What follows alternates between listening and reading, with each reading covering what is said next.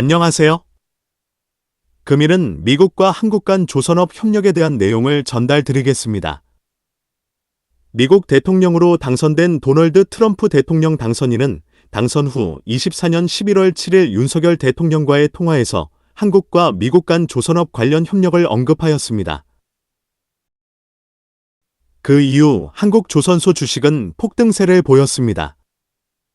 한국과 미국 간의 조선업 협력에 있어 현실적으로 고려되어야 하는 부분과 장래 희망적인 부분을 알아보도록 하겠습니다. 현실적으로 고려되어야 하는 부분에 대하여는 매일경제신문이 미국 싱크탱크 크세이스 존 햄리 회장 인터뷰한 내용을 일부를 인용하여 전달드립니다. 한국과 미국의 조선업 협력을 위하여는 상당한 정치적 힘이 필요할 것이라 전망하였습니다. 미국의 조선소는 비용이 많이 들고 뒤처져 있어 다른 나라 조선소를 이용할 수 있는지 관심이 커지고 있는 것이 사실임을 언급하였습니다. 하지만 해군 함정의 경우 해외 조선소의 도움을 받는 것이 법적으로 금지되어 있습니다. 다만 미국 해군 함정이 외국에 모항을 두고 있다면 합법적으로 외국 조선소의 도움을 받을 수 있다는 예외는 있습니다.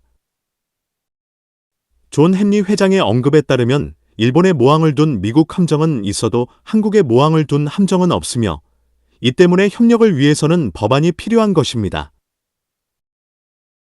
결과적으로 미국 법에 따르면 이를 가능하게 하기 어렵고 새로운 법안을 통과시켜야 한다는 의미입니다. 트럼프 대통령 당선인이 한 미 조선업 협력을 진행하기 위한 미국의 정치 상황이 트럼프 당선인에 유리하게 진행되고 있습니다.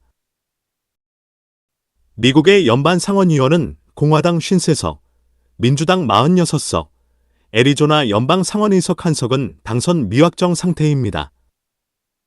하원의원은 총 435석 중 213석 공화당, 205석 민주당 확보하였으며 나머지 17석은 개표 중입니다.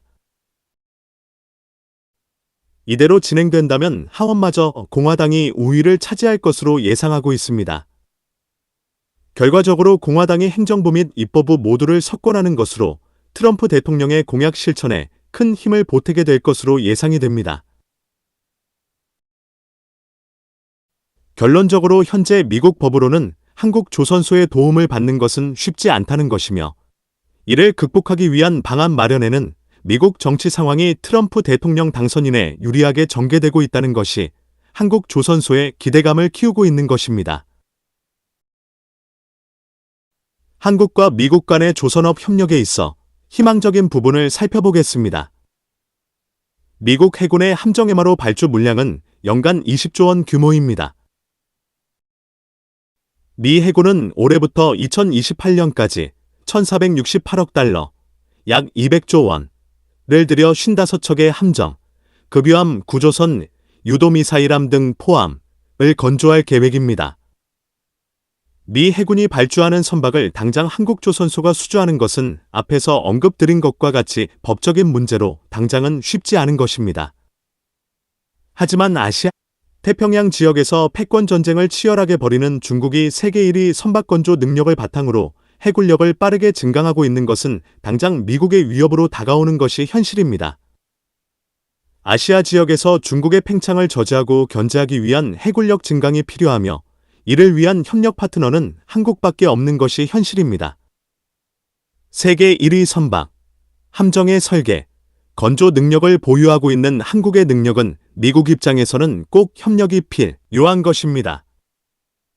미 해군이 보유하고 있는 전투함은 300척 이하이며 중국 해군은 340척보다는 적지만 해군 증강에 힘쓰는 중국이 수년 내 400척으로 확대하는 계획을 진행 중에 있습니다. 당장은 미국 함정을 수주하는 것은 쉽지 않지만 MRO 사업을 확대하면서 향후에는 미국 함정을 한국 조선소에서 건조하는 날이 올 수도 있다고 예상을 하여 봅니다. 현대중공업과 하나오션은 미 해군 MRO 시장에 진출하는 자격증에 해당하는 함정정비협약, 메스랄을 나란히 취득했습니다. 함정정비협약, MSR의 취득이 의미하는 것은 향후 5년간 미국 해상 수송사령부의 지원함과 미 해군 전투함에 대한 MRO 사업 입찰 참여 자격을 얻었다는 것입니다. 현대중공업과 하나오션의 MRO 사업에서는 하나오션이 한 발 먼저 앞서가고 있습니다. 하나오션은 24년 8월 말 첫 프로젝트로 원리 쉬라함의 창정비를 수주했습니다. 배수량 4만 톤 급으로 하나오션 거제 사업장에서 약 4개월간의 정비 작업을 거쳐 내년 1월 인도될 예정입니다. 여기에서 MRO 사업에 대하여 간략히 알아보겠습니다. 함정 MRO 사업은 메인터넌스, 리페어, 앤드 오버홀의 약자로 선박, 함정 등의 유지 보수, 수리 및 개선을 포함하는 서비스를 의미합니다.